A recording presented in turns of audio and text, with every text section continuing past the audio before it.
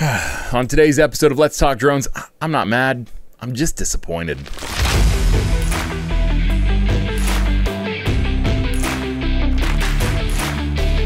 What's up? It's Chris, the Drone Geek, and welcome to another episode of Let's Talk Drones. Let's Talk Drones is brought to you by the Droning Company, the #1 online resource for commercial remote pilots now worldwide. Present Chris, or maybe future Chris, but it could possibly be past Chris. No.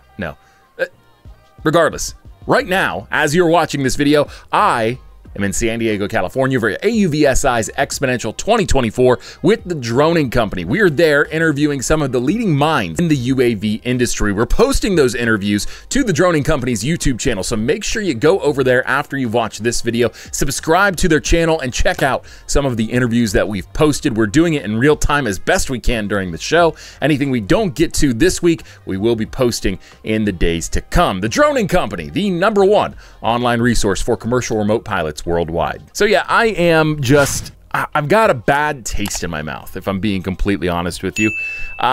If you remember a few videos back, about a month ago or so, maybe a little over that, I did a video talking about remote ID enforcement, because if you aren't aware, as of March 16th, 2024, the FAA is now actively enforcing remote ID. And actively maybe isn't the correct word there, but they're enforcing remote ID. And when this announcement was made, I, like many of you, I'm sure, had a few questions about, like, what is this going to look like? How are we going to enforce remote ID? How is that going to be enforced against pilots not using it? How are pilots that are using it going to be monitored, etc.?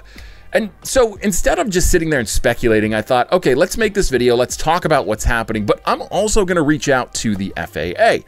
And lucky for me, or maybe in this case unlucky because nothing really of value came through, I do have a contact at the FAA. Just happens to be what used to be their drone guy. He's no longer their drone guy. He's got bigger fish to fry. He's serving an expanded capacity for the FAA. His name is Kevin Morris. And before we get into the disappointment that I'm feeling right now, I just want to be very, very clear. Kevin Morris, as a dude, as a guy, is awesome. Like, had plenty of good conversations with him at some of these trade shows that we attend, talked to him about all sorts of different things in the UAV industry. And if you just wanted to have a beer with somebody and spend time with somebody pretty cool, Kevin is one of those guys. I could definitely see him being an awesome dude. I'm not going to pretend that we are friends. We're not necessarily friends, definitely acquaintances, and we have some rapport with one another.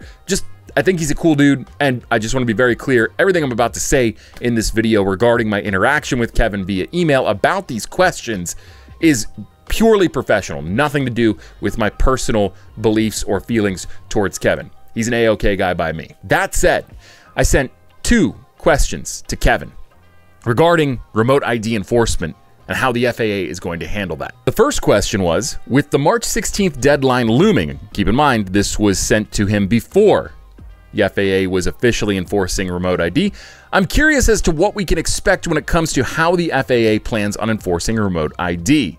Kevin's answer? Remote ID enforcement will follow the FAA's compliance program. Now, that in itself is not a super helpful answer in the actual dialogue that I'm sharing with Kevin via email. However, I will give him credit, some points here, partial credit anyway. He did include a link to the FAA's compliance program page. The only reason that he doesn't get full credit for doing that is because the compliance program page is largely just a fluffed up version of what he's about to share with me in the next answer. And so, not helpful.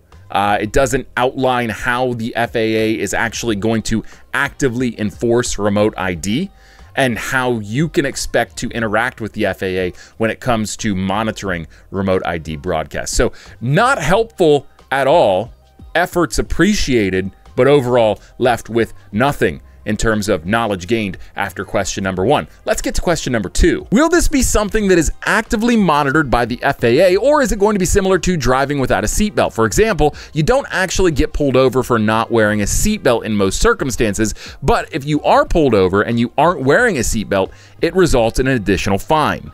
Kevin's answer? The FAA expects all drone operators to comply with the regulations. Aviation safety inspectors may incorporate UAS surveillance in their regular duties, including checking for compliance with remote ID. So here's the thing about this answer. It does give us a little bit more, but it's still not quite enough in terms of clarity on how things will look. They've established that they do have UAV safety inspectors that will be actively monitoring drone operations and whether or not they're broadcasting remote ID. However, we still don't know how they're going to do that, what means they're going to use to do that. Like, to go back to our driving example, police officers typically use 2 different forms of monitoring speed, and as far as like a speed limit goes.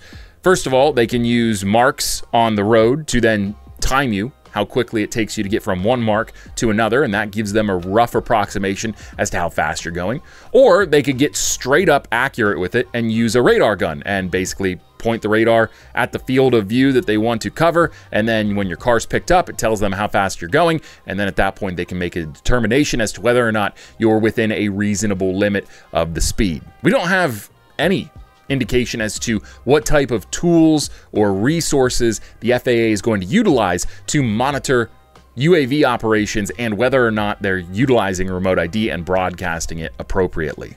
I also find it hard to believe that we're going to have, aviation safety inspectors actively monitoring all airspace and drone operations. It doesn't seem feasible. The only way that I could see this potentially culminating into something meaningful in terms of an actual force that is enforcing remote ID is if they structure it similar to how they did the FAST team. You know, those people that the FAA has appointed as trusted individuals that are able to basically promote and not necessarily enforce, that's not the word that I'm looking for, but promote and educate on safe drone operations. They could enforce it that way, but even then, like, I would be hard, if they approached me and asked me to be a part of that particular effort, I'd be hard pressed to do that. First of all, I don't have the time, but second of all, why would I cause the trouble for myself? That seems silly. So unless they're actually hiring people that are going to go out and actively monitor the airspace for drone operations, this seems like it's not going to gain any type of traction or steam. It's a regulation they've put in place, and I still stand on what I said in the previous video about this topic. I believe this will be like not wearing your seatbelt while driving. If you get pulled over while not wearing your seatbelt, it's just going to be an additional fine. So if you're called out by the FAA for flying against regulation, flying unsafely, or flying maliciously, and then on top of that, you also don't have any record of broadcasting remote ID during your flight, you're gonna get slapped with an additional fine. That's just how I see it. Again, what I say is not official. It's not necessarily how it's going to be, but I think it's a safe bet to say that the FAA doesn't have the resources to actively monitor for remote ID. So just be prepared if you are stopped for some other reason, or if you happen to be the unlucky few that get stopped by somebody from the FAA while flying your drone and asked to provide proof of remote ID, that's going to be where you get in trouble. As far as like the penalties go for not broadcasting remote ID, I think that there still needs to be precedent set on some of the other things, other regulations, and flying outside of those regulations, and how the FAA is going to punish flying outside of those regulations or hand down consequences for flying outside of those regulations before we can decide what flying without remote ID looks like. Of course, the FAA has like these boilerplate statements, oh, you could face fines of up to this much, but largely, and I'll give the FAA a little bit of credit on this, not a lot, but largely, with a few exceptions, the FAA doesn't necessarily throw the book at people right away. Their first path to adjusting somebody's behavior or how they fly a drone is to reach out to them and try to re-educate them or just check them on their knowledge. At that point, they sort of just say, no, no, no, and move on. If it's really serious, like what we've seen with like Philly Drone Life, for instance, they may take that next step up in terms of legal action against the individual. But for the most part, something like this, I would imagine the FAA is just going to say, hey, get that remote ID module on there and broadcasting and you're good to go. Anyway, yeah, I'm disappointed with the lack of quality information that I was given by Kevin, the FAA. I don't know if this is an intentional thing, like the FAA is trying to keep it vague so they can sort of flesh this out as it goes.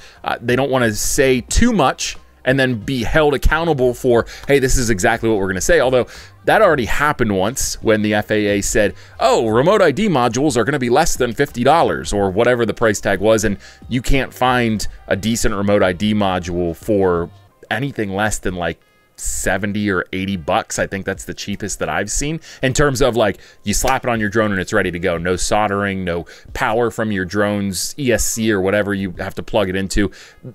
In terms of those types of solutions, there are none that I know of that are less than like 80 bucks. But I think they want to avoid that situation again, so they're just being very careful about what they're saying until they can sort of start to build a pattern and they can start to build some semblance of a standard for how this is going to go. But you know, the thing that really has me the most disappointed and really, quite frankly, angry, upset, and just like completely disgruntled is also the same thing I'm going to end this video on, and that is the FAA has been beating the remote ID drum for 4 years now, and it's been something that they've just stressed how important remote ID is, how important it is that we get this set up, and how important it is that everybody complies with remote ID. But when things happen and people have questions, there's not an easy, despite the fact that the FAA has the FAA drone zone and all of the resources on their website, there's really not an easy place for the average person to go to find concrete information. For instance, if they have a question about how remote ID is going to be enforced, monitored, whatever, there's no concrete black and white answer about any of that anywhere that I've been able to find, and the FAA has not provided me anything that I would say is conclusively like, this is exactly how it's gonna go. And that's annoying. If you're gonna push something as important, you're gonna push something as critical to safe drone operations, I would hope, at least from what I believe to be a reasonable perspective, I would hope that you have the ability to define what those things mean, what those things look like, and how you plan on enforcing those things. It's terribly frustrating, and it just reminds me again that a lot of this is a power grab. A lot of this is just outside interests trying to get a grip on all of the UAV traffic in the airspace, the FAA trying to get a grip on UAV pilots and their drone operations, despite the fact most drones that are in the air right now from a consumer and even a Part 107 perspective are relatively harmless when flown within regulation. It's weird because it's a balancing act. Of course, we want to make sure that everybody's safe. Of course, we want to keep manned aviators safe. Of course, we want everybody to be responsible with their drones, but there is such a thing as overreach. And that's what I'm starting to see here, is that this is a grab without any type of actual concrete plan and resolution as to how you're going to enforce these things that you're grabbing at. I could sit here and make this video another 30 minutes longer, but I'm not going to. I'm going to spare you that. I just wanted to voice how disappointed and frustrated and upset I am with the FAA and their lack of care and thoroughness when it comes to addressing legitimate questions from a UAV operator that flies overall within regulation. Just crazy. What do you think though? Let me know down in the comments below. If you like this video, hit the thumbs up icon down below. It helps me out a lot, helps get this video out into the algorithm to more viewers like yourself. If you love drone content shot by drones, about drones, and for drone pilots, this is the channel for you. Make sure you hit the subscribe button if you haven't already, and while you're at it, hit the bell icon. You'll get notifications every time I post a new video. Until next time, I'm Chris, the Drone Geek, and I am out of here. See ya! Yo, what you